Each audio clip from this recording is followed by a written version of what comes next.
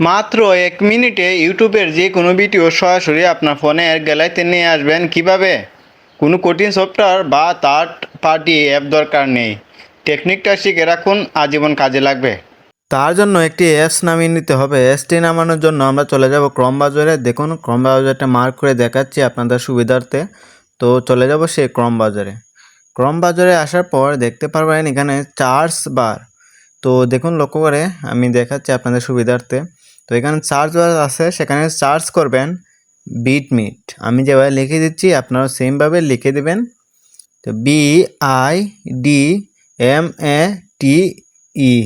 বিটমিট। তো দেখুন ভালো করে নামটি।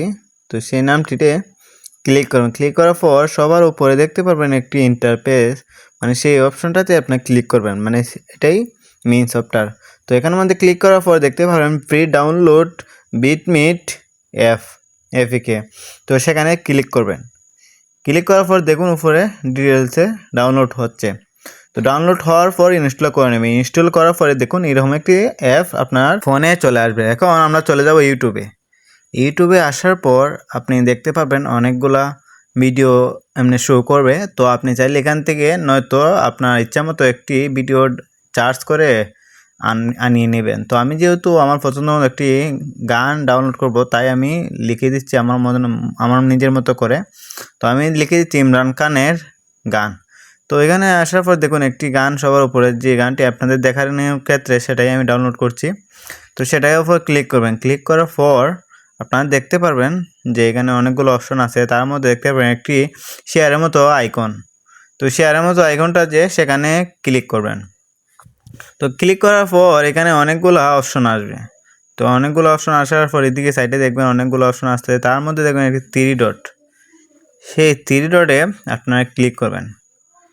ক্লিক করার পর দেখুন এখানে কিন্তু দেখতে পারবেন সেই কাঙ্ক্ষিত অ্যাপটি যেটা আমরা নামিয়ে নিয়েছিলাম সেটা এখানে লেখা আছে বিটমিট ডাউনলোড।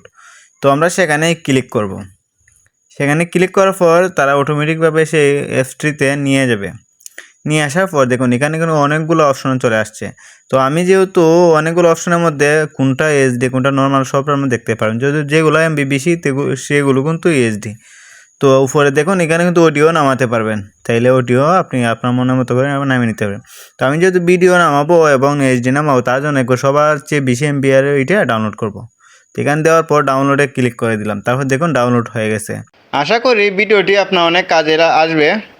যদি একটু উপকারে এসে থাকে তবে ভিডিওটি একটি লাইক দিয়ে আপনার বন্ধুদের সাথে শেয়ার করে দিন, যাতে তারাও এই সহজ পদ্ধতিটি শিখে নিতে পারে।